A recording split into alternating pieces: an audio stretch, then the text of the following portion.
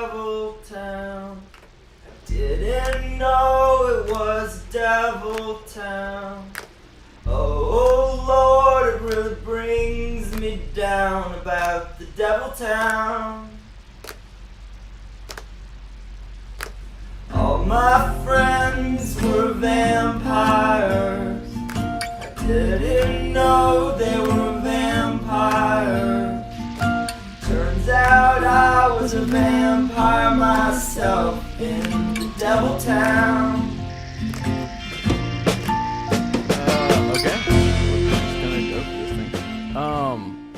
Telling my story on Zoom meetings is always super weird because there's zero feedback, so you don't know if your jokes are funny or if people think you're an asshole. But so my name's Jed. I'm an alcoholic addict.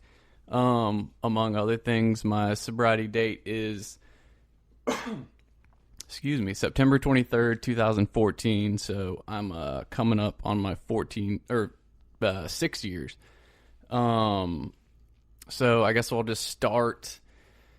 I was born in Georgia, raised in South Carolina.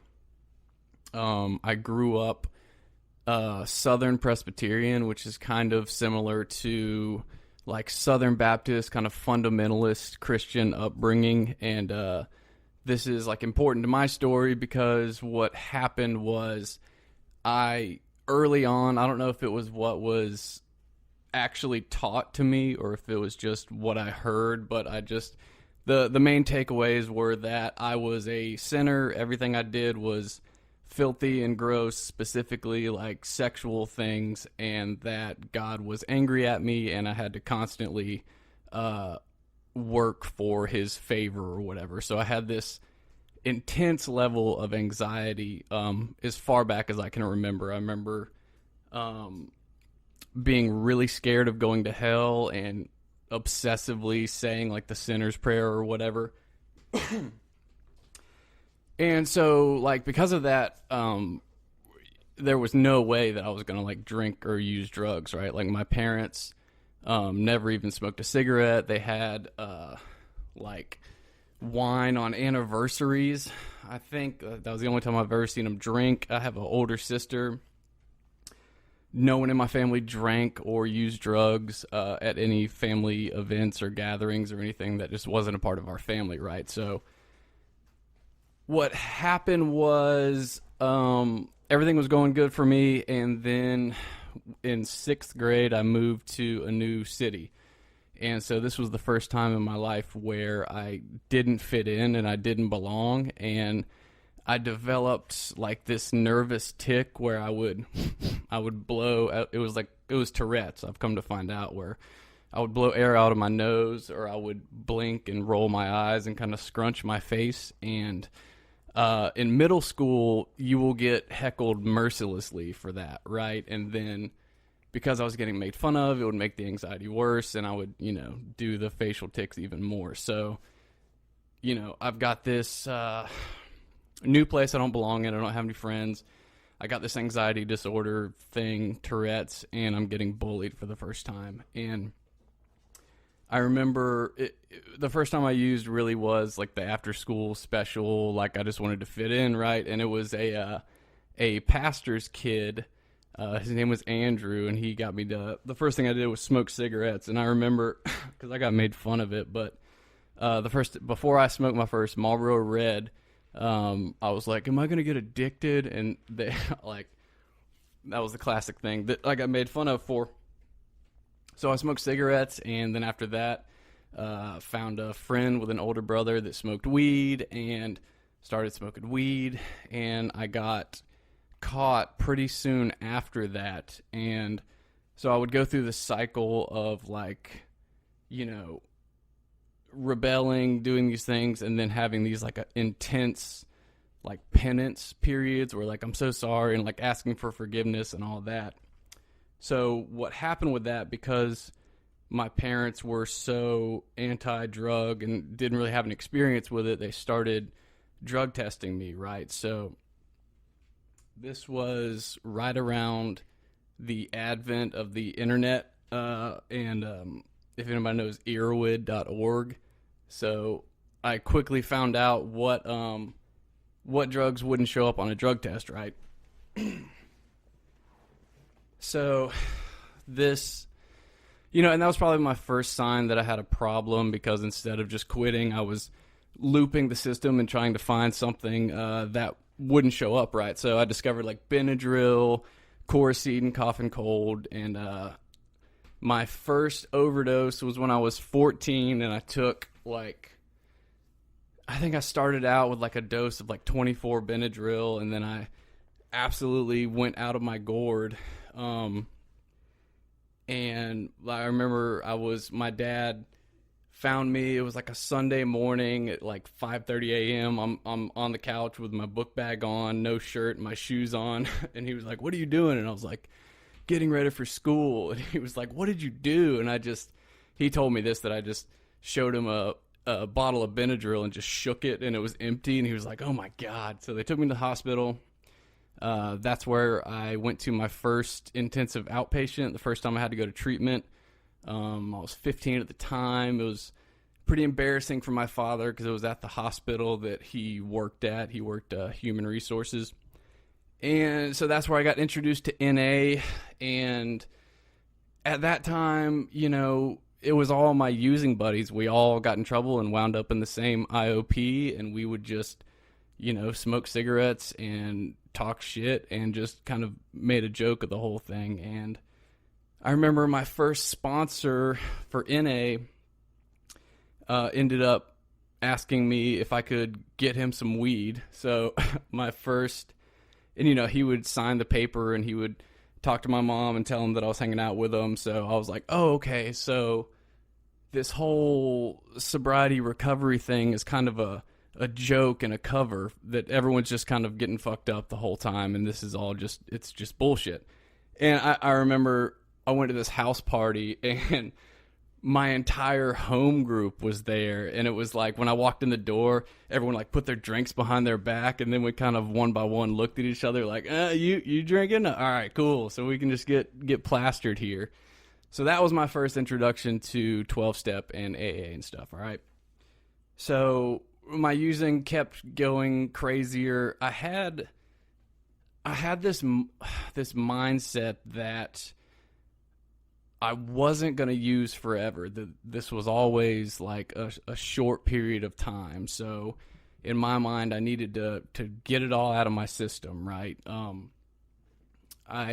It was like my 10th grade summer, and I had just discovered the band Modest Mouse, and we watched Fear and Loathing in Las Vegas and Requiem for a Dream, and I was like, that's what I want to do. And when I was a kid, I was very imaginative, and whatever movie I saw, like, we would play those characters for the week, right? So really it was just kind of an extension of that. And instead of playing with toys, I'm playing with like cocaine and stuff. And I remember my 15th birthday, I had wanted to try cocaine, and Andrew, that same pastor's kid, was like, all right, Jed, this isn't like other drugs. Like, this is next level. And I'm like, yeah, sure. Okay, cool. And that was when I started doing cocaine heavily, and DXM, like cough medicine, was really my I had arrived moment, where the first time I tripped on Coricidin, it was a summer night in Columbia, South Carolina, and I remember taking the cough medicine, walking outside, throwing up, and I put my hands into the grass, and the grass morphed into my body, and I was just one with everything, and I was like, holy shit, like, this is how I want to feel forever. Like, this is amazing. So it really wasn't weed or alcohol. Those were fine, but when I broke through kind of and experienced that, I was like, yeah, this is where it's at, and this is what I want to do, like what I want to devote my life to. So things obviously got progressively worse. It was all very much kind of a game to me back then. Like I found it the other day. I had a notebook where I obsessively journaled what drugs I had taken. Like I had a checklist, like it was cute and fun, right? And so things got bad enough that I needed to go to an inpatient rehab for the first time. And my parents and me decided to go to a faith-based place because, 12 steps was full of that, higher power mumbo jumbo, and that wasn't going to fly with with my good Christian sensibilities and all that. So we found a place in North Carolina, and it had a waiting list. So it was around 4 months. So I knew I was a senior at this time. I knew I was going to rehab in 4 months, and I really just started going down the list, and I was like, okay, what drugs haven't I tried? And I was like, all right, I've never tried heroin. And so I sought it out. I was 17, and I managed to, and this is, this is before heroin was cool, right? And you had to really kind of seek it out. And so I managed to find someone that had it. They bought it for me, but my plan was I was just going to snort it. And I went to their house. I was getting ready to snort it, and they started fixing it up to shoot it. And they were like, hey, why don't you just shoot it? And I was always terrified of needles, like, had to look away when the doctor did it and all that. But for some reason, I was just like, okay. And I just handed him my arm and turned my head and let him shoot me up. And, lo and behold, by the time I got to that treatment center, I was a full-blown heroin addict. And God bless my mom. I remember they asked me, like, are you going to detox from anything? And my mom was like, no. And I was like, yeah. So I've been doing heroin, but, like, I'm already in rehab, so that's cool, right? Like, you can't punish me because I'm actually already here, right? So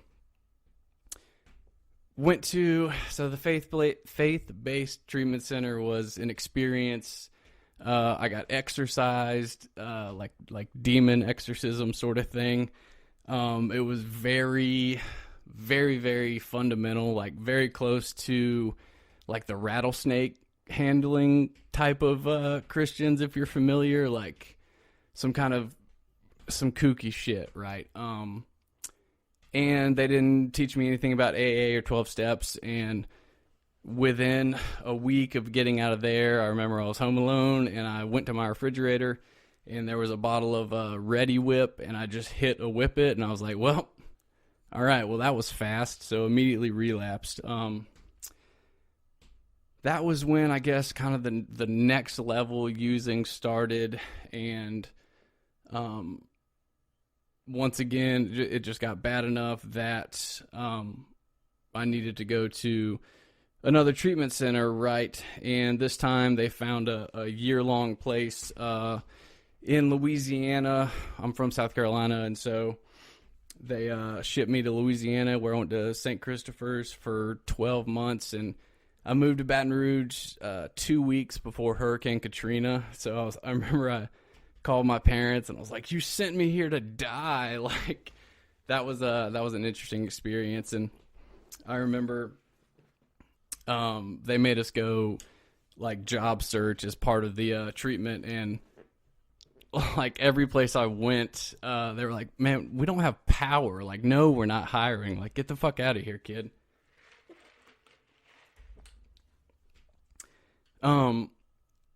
Once again, though, this was really early on in my journey and figuring out, what I thought recovery was versus, like, thinking I was done using, and just really, I had no idea what was coming, right? So I stayed there for 12 months. I got out, and my other really big problem is codependent relationships, right? So I had my using girlfriend back in South Carolina, and I had gotten a new girlfriend in Baton Rouge, and I remember I got a home visit to South Carolina, and so I went home and I visited my ex-girlfriend, and we slept together, and I came back and just didn't think anything of it, right? And I got a call from her a couple couple months later, and she told me that she was pregnant, that it was mine, and I told her that I couldn't handle that and she needed to take care of it. And that was, and this is in sobriety. Oh, and the other thing I ended up getting hepatitis C from the very first needle I used. That time, those two guys that had shot me up got hepatitis C from it. And so I was needing to, back then the treatment was interferon, which is kind of like a chemotherapy almost. And a side effect is 1 in 10 patients commit suicide. It makes you very insane. It was 56 weeks. It was horrible. So I was around the 50th week at the time, and my mental health was awful. And I,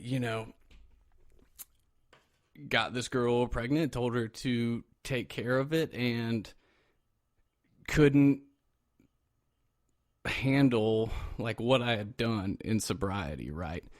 I was used to doing shitty things when I was messed up, but this, I had no one to blame but myself. And so that obviously led me into another relapse, right? And this is just where I started in my rehab cycle, right? So total, I've been to 18 treatment centers in 6 different states. I did the math. It was something like, I don't know, 1,900 days of treatment, like a little over 3 or 4 years of my life, something like that. And people always ask me, why did you keep going to so much treatment?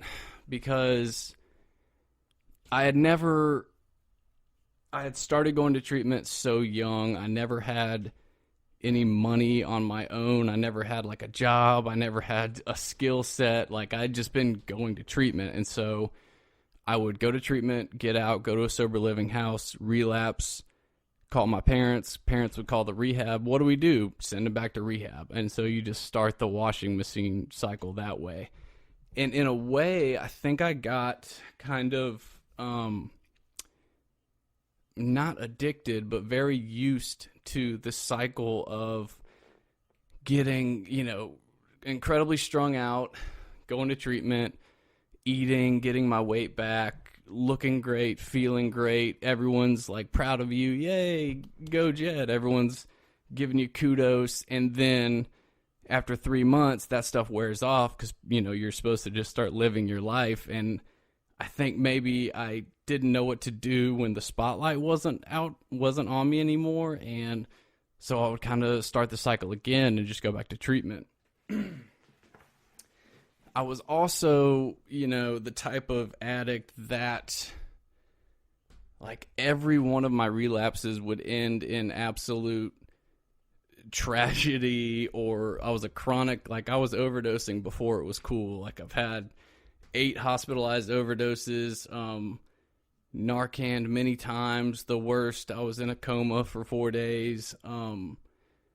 Just lots of, and it's all kind of the same thing that I don't need to go into. I mean, at different points, I was addicted to shooting crack or shooting coke or smoking meth or ecstasy or acid or mushrooms or heroin, tried the Suboxone thing, got on Xanax, selling my prescriptions, like over and over and over, going to rehab, getting out, trying new, learning new tricks from new people in treatment centers, finding new hustles, finding new ways to use. And I was still young enough that, I could still couch surf or find new groups of friends that didn't know how fucked up I was yet and go kind of mooch on them until they figured out that I was this horrible drug addict, right? So, I mean, I did that from, when I was 17 till I was 27. And,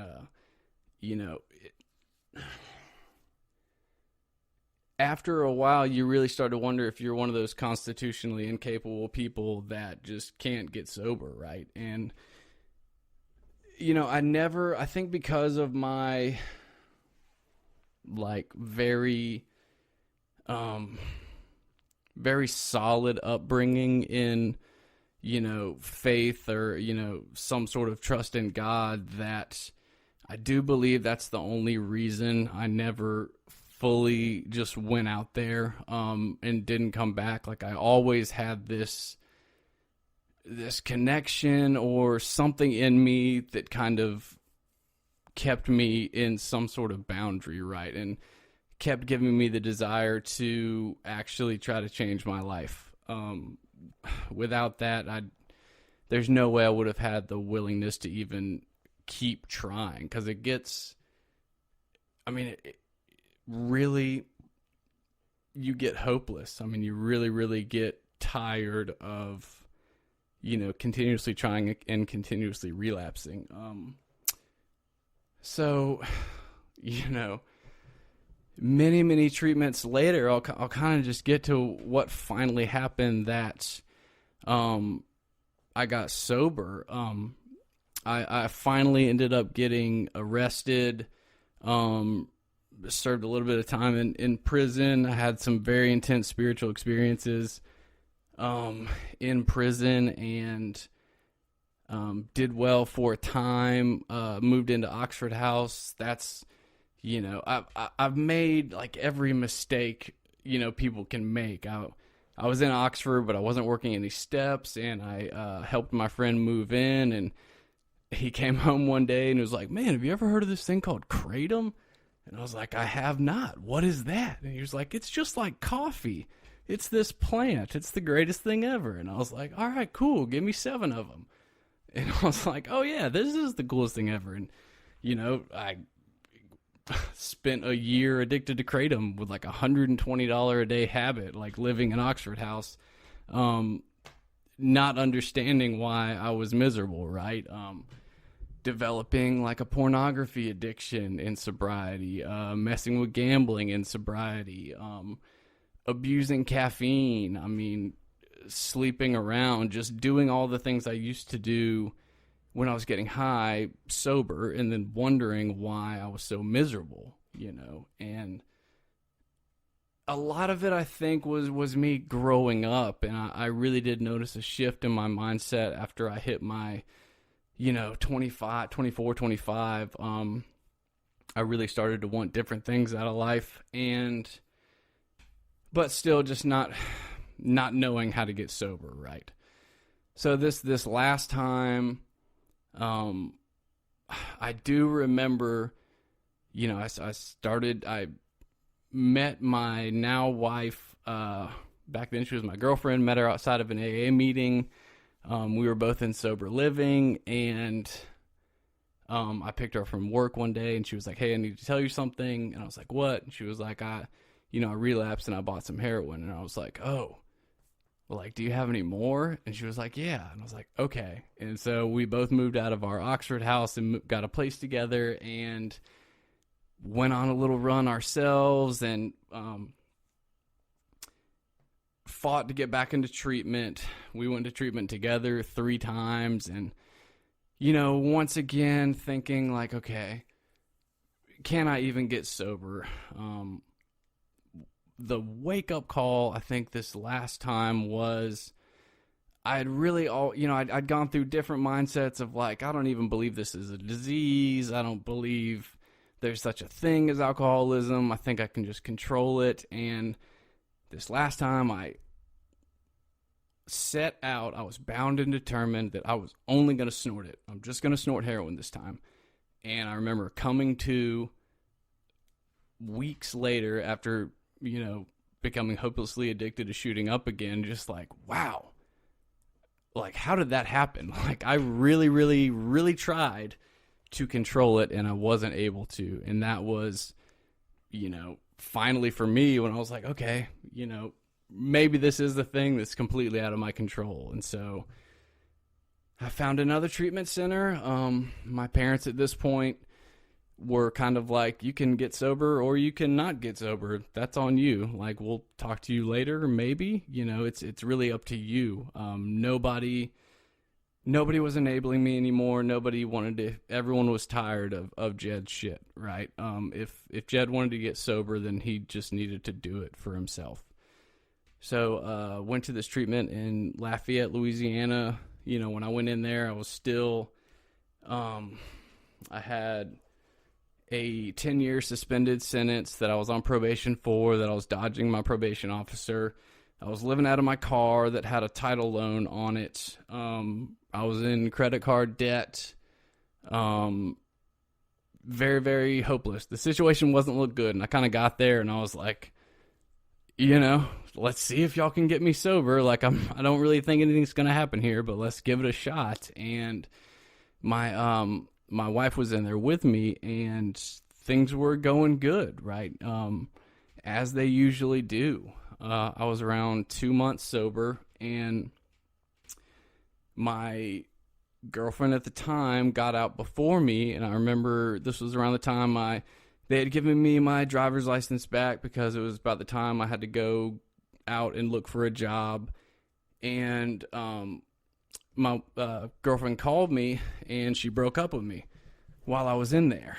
And I remember that night very well. I hung up the phone, I walked outside, and just full tilt punched a wall outside, and I broke my pinky. And in that moment, I was like, take your ID, leave, go to the hospital, get some pain pills.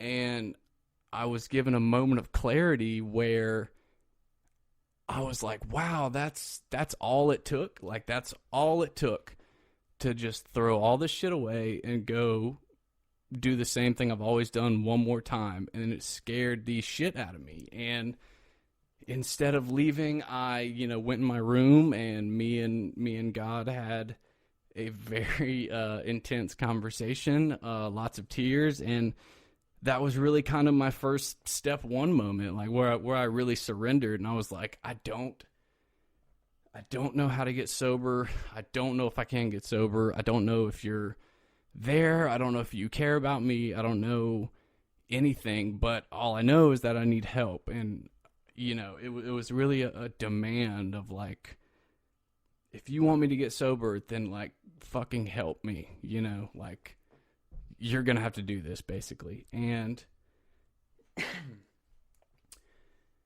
after that, she didn't, my girlfriend didn't come back immediately. And that's what I kind of realized, was that every other time I've always used relationships or other people as my higher power. And my sobriety was very conditional. Like, I'll get clean if I have a car. I'll get clean if I have my family back. I'll get sober if I have a job that I want. I'll get sober if this, that, or the other. And this time, there were no guarantees. My family still, no guarantees that they were going to be a part of my life, right? I remember a year later, I finally got invited home for Christmas, and when my parents picked me up from the airport, they were acting kind of weird, and I was like, what's up? And they were like, I'm not going to lie, I was pretty sure that you were going to be drunk, like, when we picked you up, and this is a year, right? And I was like, wow, like, that's, I earned that reputation. Like, they would have been fools to trust me again, because I'd burned them so many times. I've burned every ounce of trust I've ever had with anyone. I've just destroyed. So, I get it. But, what finally happened was I just did the shit that people have been telling me to do all along. Like, I stayed in treatment for the 18th treatment. Like, Lord knows I didn't necessarily need, like, more treatment, but I will never knock rehabs, because there was no way in hell I was ever coming off the street, going to an AA meeting and staying sober. Like, that's just not the kind of drug addict I was. Like, I had to be stopped by the police, by an overdose, by X, Y, and Z. Like, and I needed to protect myself from myself in a safe place. Like, treatments were just guaranteed clean time, guaranteed, air quotes, clean time for me. And so I stayed in treatment for 3 months, moved into an Oxford house, stayed there for 9 months. I got a minimum wage job at a coffee shop with a bunch of 16-year-old high school kids, me the 27-year-old heroin addict, and just making coffee, getting super jacked on caffeine, and listening to them talk about how much, how many margaritas they had this weekend, and like I was so tipsy, and I'm like, you ever tried crack? Like that's really where it's at. Yeah, I joined a men's big book study. I had a sponsor. I got sponsees. After 9 months in the Oxford house, I moved into a house with 4 of the guys that I was in Oxford with. They were actually the groomsmen in my wedding. Me and my wife, she lived in her Oxford house. I lived in mine. We got marriage counseling. I did things differently. And things really started happening for me, good jobs started coming my way. My family came back, all the promises and stuff came true. And I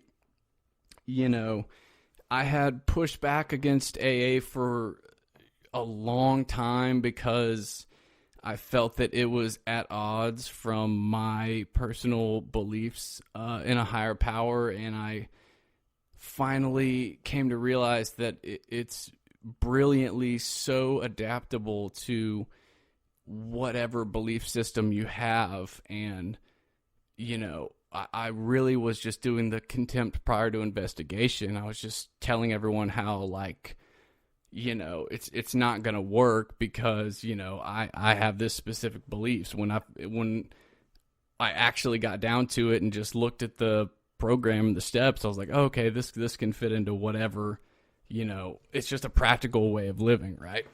And I just, took myself out of the way. And I decided to go into the field of, I realized that I'd basically, been going to college for rehab by so many rehabs I was in, and bless my grandmother's heart, they basically just told her that I was in college for 7 years, because she was always like, "Where's Jed?" Like, "Oh, he's still in school down in Louisiana," like when I was in rehab, But so yeah, I was like, I think this is what I'm being pushed and called to do. So. I've been a counselor in residential treatment for 3 years now. And, I will also say that these last 2 years of my recovery have been the hardest, without a doubt. I also struggle very much with mental health and, suicidal ideation and all that stuff, and I've been kind of going on and off antidepressants, trying to find the right med combo, and I'm sure some of y'all are like familiar with that struggle. And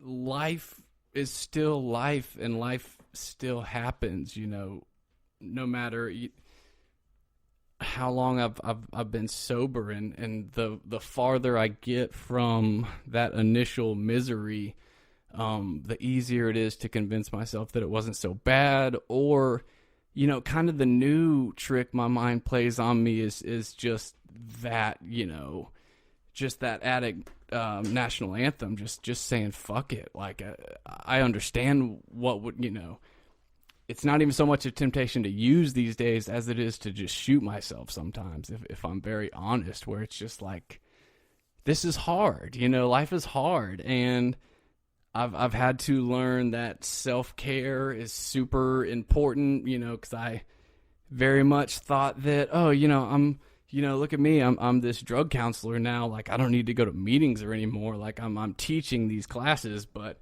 it's quite the opposite, that I need this stuff even more, and I need to rely on God even more, because it is, my brain still very much wants to kill me, wants to kind of take me out of this thing. I started a, recovery faith podcast too. I mean, my my life today is so much more full than I could ever have imagined. And, you know, sometimes I'll catch myself just having a reality check and realizing that I have problems in areas of my life that I used to not even have areas. You know, like I remember one of the first times I got pulled over in sobriety, and the cop was like, "Hey, your what's it called? Registration is expired."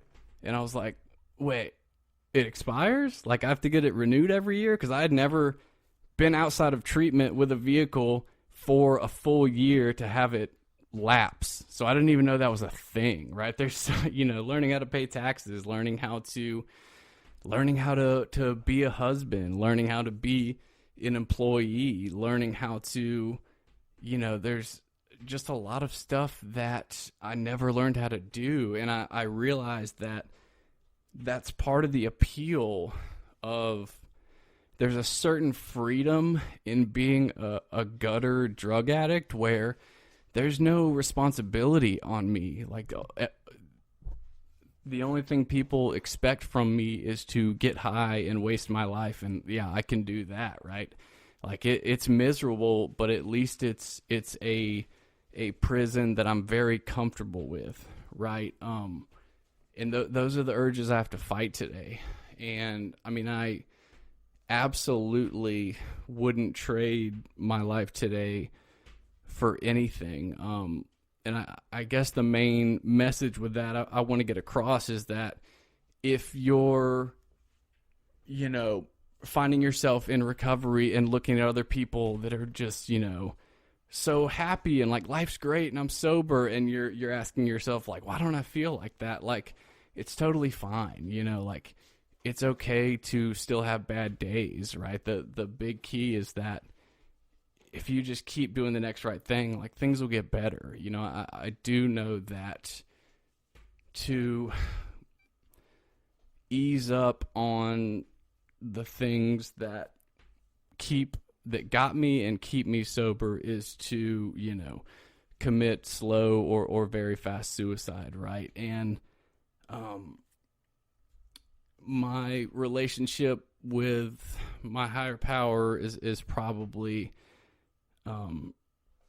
second to helping others is probably the most important thing to my recovery, because it's kind of the default mode that runs in the background. And when I'm not able to help myself, you know, God's able to kind of pick up the slack, because that lately, you know, and I'm not alone, and everyone, I didn't think the quarantine was really affecting me as much as it is, but, you know, things have been hard lately. But I know that they'll get better, and doing things like this, you know, and thanks for asking me, Mike, because doing things like this, just going back over my life and talking to myself and being like, oh yeah, like you really think your life's bad today, Jed? Like, do we need to go back to, you know, cutting out an abscess in your calf that from a missed fucking cocaine shot? You know, like, those were the real bad days. Like, this really,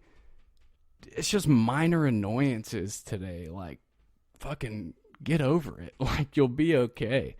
I mean, I'm, you know, it's just given me so many gifts, like meeting Dave and Chris, and, you know, just this community that's been built around. It's the amount of like experiences and relationships, like the density of those things that I have in my life today compared to when I was using. It's like, what a waste, what a thief of time and, you know, life addiction is for us. Like, it always just astounds me, like how many ripples I can make just in my day-to-day, you know, in recovery, as opposed to the self-isolated hell that was my, you know, my using and drinking career. And I'm just, ugh. I don't want to go back. I really don't. So that was kind of, each time I kind of tell my story, it's a little different. So sorry if I rambled on that one, but I guess that's kind of